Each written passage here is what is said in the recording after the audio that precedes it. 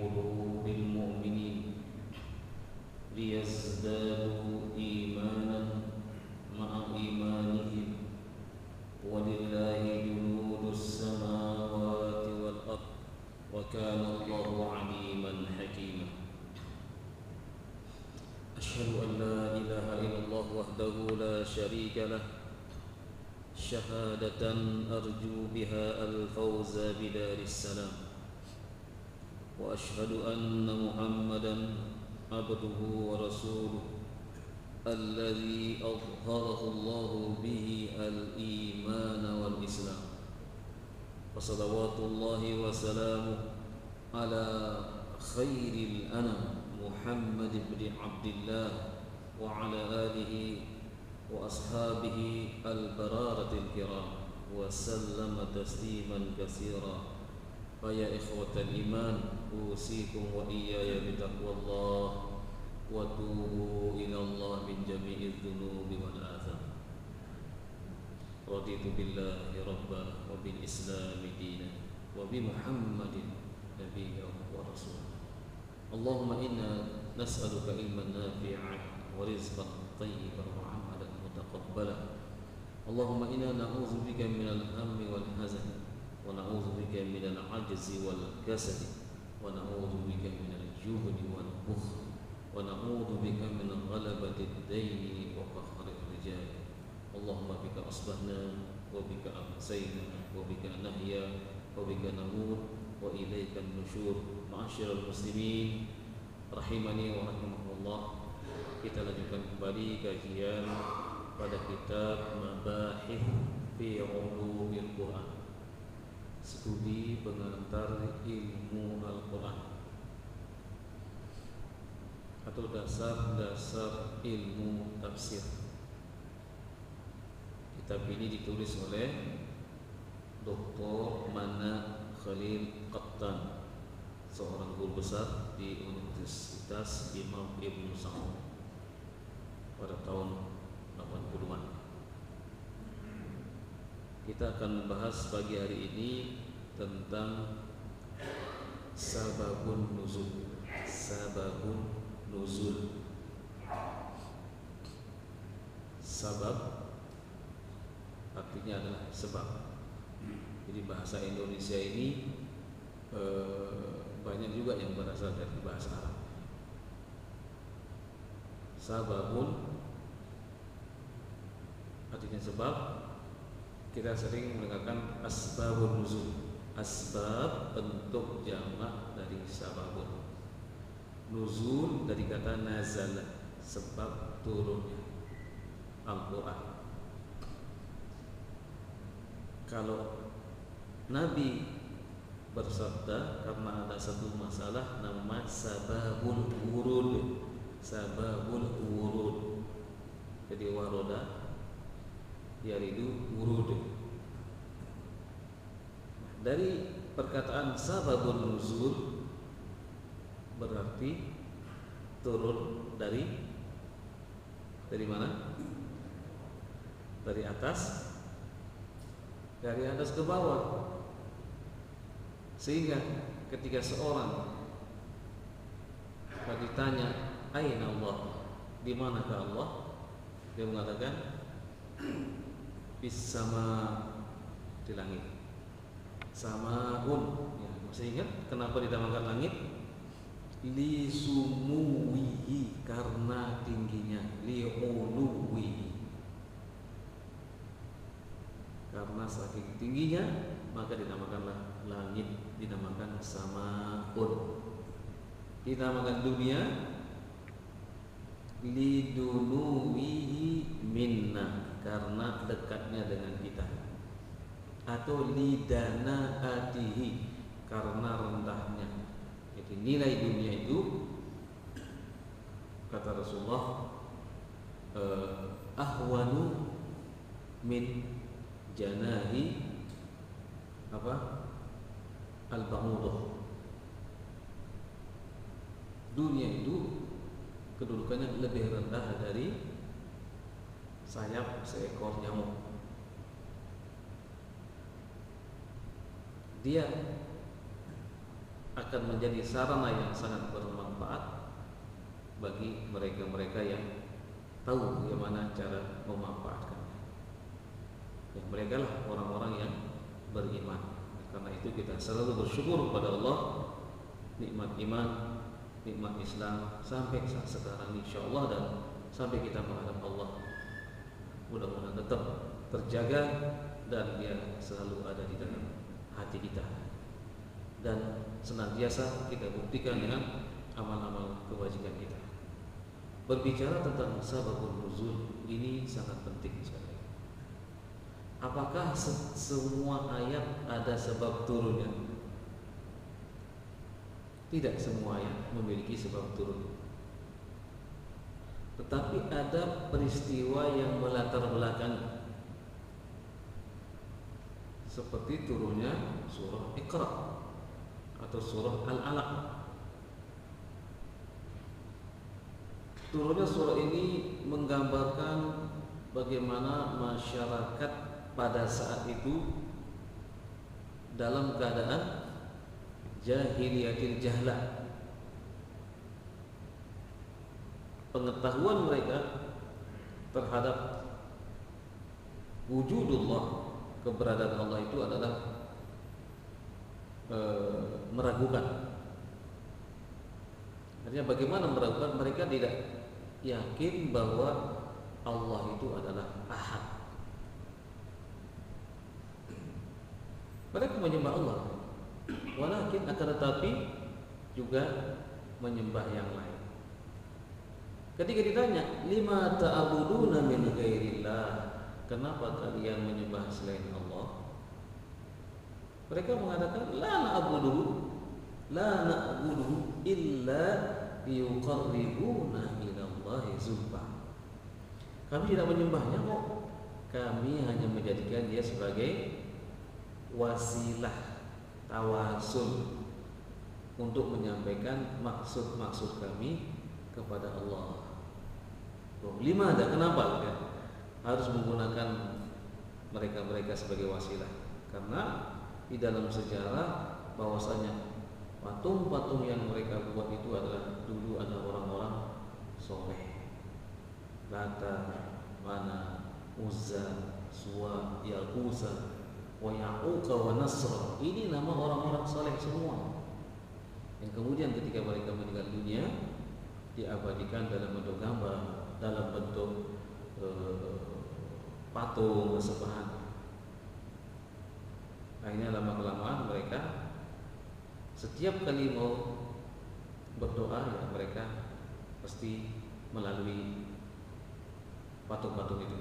Tapi ketika dikatakan mereka menyembah, mereka nggak mau. Itu hanya kami jadikan sebagai wasilah. Perlu nggak wasilah? Halo? Perlu nggak kita bertawasul? Hah? Perlu ya?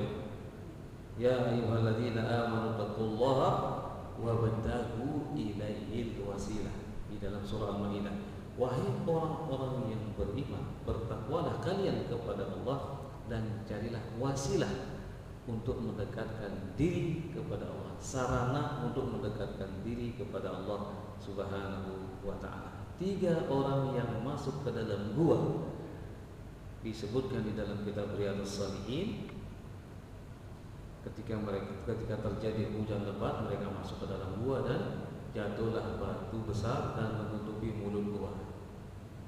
Kemudian masing-masing di antara mereka itu mengungkapkan amal terbaiknya, amal yang ikhlas yang mereka lakukan selama hidupnya.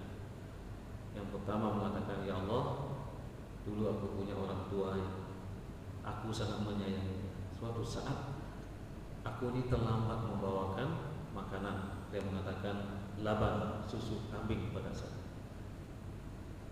Ketika aku sampai di rumah, aku jumpai mereka sudah tertidur lelap, sementara anak dan istriku belum makan. Aku tidak ingin kalau makanan yang aku bawa ini itu dimakan oleh anak dan istriku sebelum orang tua aku. Ya Allah, kalau aku melakukan itu karena ingin mendapatkan ridho-Mu ya Allah, maka farrij hamman, nafis karbana. Ya Allah, keluarkanlah kamu dari kesulitan ini. Oke, bergeserlah dulu sedikit. Nah ini wasilah. Yang kedua mengatakan, ya Allah, dulu aku orang yang punya, pamanku pinjam uang sama aku. Ketika saatnya membayar, dia tidak bisa membayar, dia mengutus anaknya untuk menyampaikan uzur karena belum bisa membayar. Kemudian aku berpikir, anak ini yang datang ini adalah cantik. Nah, ini kesempatan. Sudah gini aja.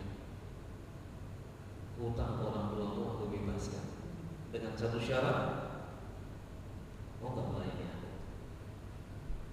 Yang namanya terpaksa, ya. Bagaimana caranya supaya orang tua ini bisa terbebas dari hutang? Ya, mau nggak mau dia menyerahkan dirinya.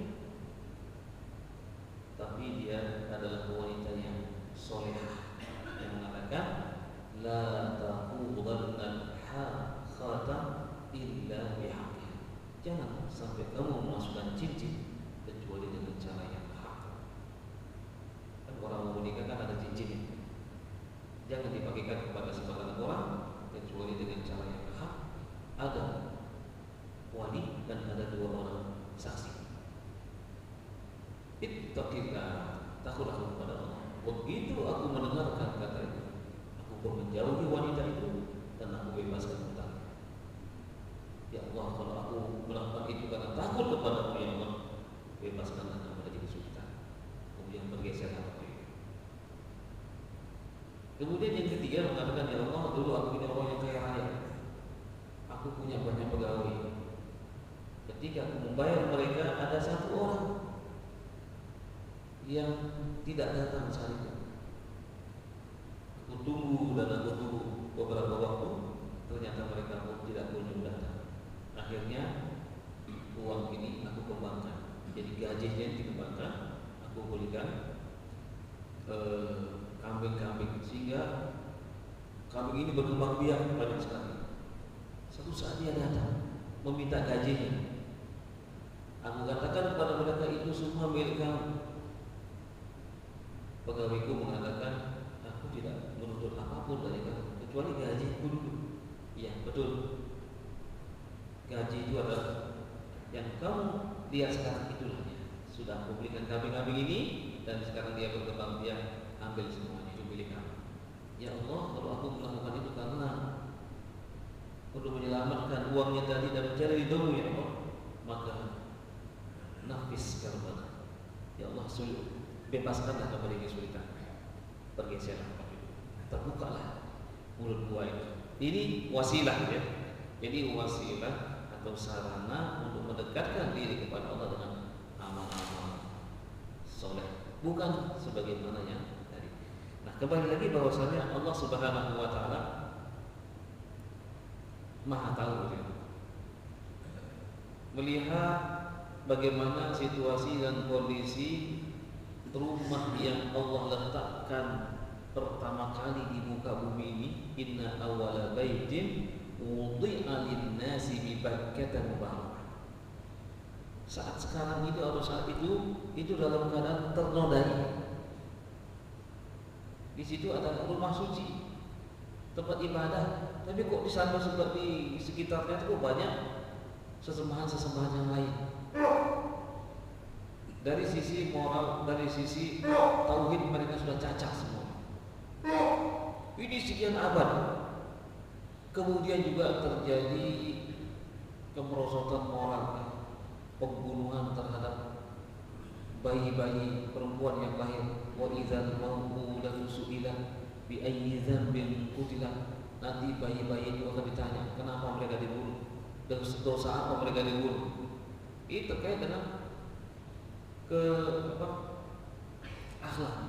Ini terkait dengan akhlakul karimah. Jadi mereka sudah sangat merosot sekali di sini. Sudah memiliki akhlak mazmumah, akhlak yang tercela. Demikian juga tersebar syurbul khamar. Jadi sudah ternodai rumah Allah ini dengan minuman-minuman keras. Demikian juga intisyarul azin, perzinahan terjadi di mana? Demikian juga tusayyidun nas. Manusia sudah menjadikan dirinya sebagai sayyid, sebagai tuan yang tidak punya ini jadi budak. Jadi manusia juga saat itu yang mereka yang tidak punya itu seperti barang diperjualbelikan. Maka pasar Ukaz, pasar yang ada di Mekah itu tidak hanya dipergunakan untuk perlombaan membaca syair-syair, ya, tapi juga dipergunakan untuk jual beli budak. Dilihat, oh ini badannya bagus, kuat, saya beli sekian. Ini terjadi. Nah ini tidak bisa dibiarkan lama-lama. Karena Allah Subhanahu wa taala mempersiapkan Nabi akhir zaman, Nabi Muhammad SAW sudah saatnya harus muncul, harus dimunculkan. Maka Nabi Muhammad SAW pun dalam perjalanannya yang memiliki akhlakul karimah sampailah ke umur 40 tahun, maka disitulah Allah Subhanahu wa taala menurunkan surah Al-Alaq untuk mengembalikan fitrah manusia kembali kepada Allah Subhanahu wa taala dan untuk menjaga akhlakul karimah. Ini tidak ada sebab turunnya, sebab turun karena ini. Memang Allah Subhanahu wa taala berkehendak untuk menurunkan surah Al-Alaq, dan disitulah Allah ingin mengenalkan siapa Allah. Sudah pernah kita bahas. Siapa Allah? Siapa dirimu? Siapa diri kita ini? Demikian juga ada surah yang lain seperti surah Al-Fatihah. Memang tidak ada sebab turunnya, tapi Allah Subhanahu wa taala ingin mengajarkan kepada hamba-hambanya setelah dia mengetahui, setelah ma'rifatullah, paham terhadap Allah, keberadaan Allah, kaifa na'budu, bagaimana kita menyembahnya. Maka Allah pun mengajarkan cara menyembah Allah lewat ibadah salat. Ya, turunkanlah surah Al-Fatihah ya sebagai rukun daripada salah satu rukun yang paling utama di dalam salat. Nah, kemudian ada yang memang turun ayat karena ada sebuah peristiwa, ada pengaduan ya kepada Nabi Muhammad SAW, atau Allah ingin memberikan sebuah jawaban. Ya, di antaranya adalah yang sering dibahas oleh para ulama yang menjadi contoh yang fenomenal adalah seorang wanita yang menemui Nabi. Dia mengadukan suaminya yang selama ini suaminya sudah banyak berubah. Dulu ketika masih baru menikah, kata-katanya keluar manis semua. Tetapi dia mengatakan ketika saya sekarang sudah mulai tua, sudah tidak seperti dulu lagi. Wahai Rasulullah, dengan teganya suami saya mengatakan, anti alayya ka dhahri ummi, kamu sekarang tidak ubahnya seperti punggung ibuku. Nah, yang pertama di sini kata para ulama, dia tusawwi baina zaujatihi ma'a ummi. Yang pertama kesalahannya dia menyamakan ibunya dengan isinya dengan ibunya, padahal ibunya lah yang melahirkan dia. Kemudian yang kedua, ini maksudnya adalah penghinaan. Siapapun yang mengatakan seperti itu di kalangan bangsa Arab ya, maka ini sudah termasuk cerai. Kamu sudah nggak berguna lagi, Pak. Seperti ibu saya sudah tidak berguna lagi, sama saja ini menyamakan, dan juga ini dalam sifat-sifat jelek, sekali lagi dalam sifat-sifat jelek. Nah, itu kesepakatan dari ulama-ulama yang hidup di sana, bahwa siapapun yang mengucapkan kata seperti itu sebelum Islam datang itu maknanya cerai. Dia sudah tidak menghendaki lagi istrinya. Tetapi disinilah Islam datang ya, dalam rangka memberikan sebuah solusi. Ketika itu wanita ini mengatakan kepada Rasulullah, ya Rasulullah, saya minta solusi. Saya sangat tersinggung dengan perkataan suami saya. Saya tidak mencela ibadahnya, luar biasa ibadahnya, tapi dalam hal ini saya sangat tidak terima ya Rasulullah. Hanya Rasulullah pun diam, tidak memberikan berkomentar apapun sampai turun ayat 1 sampai sekian di dalam surah Al-Mujadalah. Bismillahirrahmanirrahim. Qad sami'allahu qawlan allati tujadiluka fi zawjiha wa tashtaki ila Allah wallahu yasma'u tahawurakuma innallaha sami'un basir. Jadi Allah Subhanahu wa taala telah mendengarkan apa yang terjadi di antara mereka berdua, suami istri. Kemudian dia mengadu kepadamu wahai Muhammad. Allah Maha mendengar lagi Maha melihat. Kemudian diberikanlah solusi. Alladzina yudhahiruna minkum min nisa'ihim ma hunna ummahatihim in ummahatuhum illa allai walad. Orang-orang yang menzihar, menghina istrinya, menyamakan dengan ibunya, itu bukan ibunya yang melahirkan dia. Kenapa disamakan dengan ibunya? Wa innahum la yaquluna munkaran minal qawli wa zur. Itu perkataan mungkar. Dari perkataan-perkataan yang zur itu perkataan yang jelek, perkataan yang dusta. Nah, walladzina yudhahiruna min nisa'ihim summa ya'uduna lil maqalu fatahrirul raqabah. Nah, sekarang solusinya, kalau dia melakukan itu dengan kesadaran, maka dia belum boleh menyentuh istrinya illa kecuali melakukan satu, fatahrirul raqabah, memerdekakan seorang budak. Satu budak nilainya berapa? 100 dian. 100 dian itu sama dengan berapa miliar? 100 onta. Satu onta harganya 30 juta. Kali 10 3 miliar. Jadi tidak main-main gitu ya. Jadi supaya bagi kita kaum laki-laki ini berhati-hati dengan ucapan. Itu kesepakatan para ulama tertulis ya. Masih sampai saat sekarang ini siapapun yang mengucapkan kata seperti itu di sana, itu maknanya dia sudah tidak mau lagi dengan istrinya. Nah, di sini di setiap negara itu beda-beda ya. Nah, bisa nanti dilihat bisa di dalam kompilasi hukum Islam. Misalnya dia bisa mengatakan sesuatu kemudian disepakati dan itu merupakan sebuah penghinaan, maka itulah yang akan menjadi hukum. Maka dikatakan oleh para ulama ada sebuah kaidah al-urf atau al-adah muhakkamah malam yatasadaq ma'asyariah. Adat itu akan menjadi sumber hukum ya, bisa jadikan sebagai sebuah sandaran hukum kalau dia tidak bertentangan dengan syariat. Nah, ini yang pertama, dia tidak boleh menyentuh istrinya. Ya, di situ bukan cerai ya, tapi belum boleh menyentuh istrinya sebelum dia memerdekakan satu orang budak. Pamalam yajid, kalau nggak menemukan, nah, kalau tidak menemukan,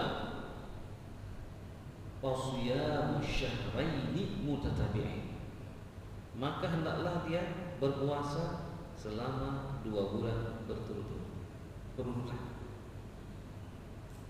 Dapat 1 minggu batal, ulang dari awal. Dapat 1 bulan batal, ulang dari awal. Jadi betul-betul Allah Subhanahu wa taala ingin menundukkan hamba yang paling lemah di dunia, wanita itu menjadi orang yang termulia. Jadi Allah memuliakan para wanita. Makanya ini ujiannya banyak gitu ya. Jadi ujiannya bagi para wanita itu banyak. Tapi pahala yang akan diraih keistimewaannya tidak dimiliki oleh laki-laki gitu. Oleh karena itu perintah-perintah Allah itu kepada para wanita ini, kata Allah, Ustaz, sekarang kan musim panas ini, boleh nggak pakai jilbab misalnya gitu ya, atau jilbabnya tipis-tipis saja misalnya, karena sekarang musim panas. Ini ujian bagi mereka gitu ya. Kalau mereka mau tunduk saja kepada syariat Allah Subhanahu wa taala, itu insyaallah itu nilainya di hadapan Allah luar biasa. Jadi Allah ingin mengangkat derajat seorang wanita. Bahkan di zaman Nabi Rasulullah mengatakan nanti ada orang yang dipanggil boleh masuk dari semua pintu surga. Siapa saja mereka ya Rasulullah? Kata Rasulullah, salah satunya kamu, Abu Bakar. Siapa lagi ya Rasulullah? Wanita yang menjaga sholat lima waktu, puasa Ramadan, taat kepada suaminya dan menjaga kehormatannya. Nah, itu istimewa sangat, istimewa sekali gitu ya. Jadi Allah Subhanahu wa taala memberikan kemuliaan ini kepada kaum wanita. Nah, ayat yang tadi mengatakan puasa. Tidak menemukan budak puasa. Enggak mampu berpuasa. Faman lam yastati fa it'amu sittina miskinan. Kalau sudah dicoba puasa enggak bisa, maka beri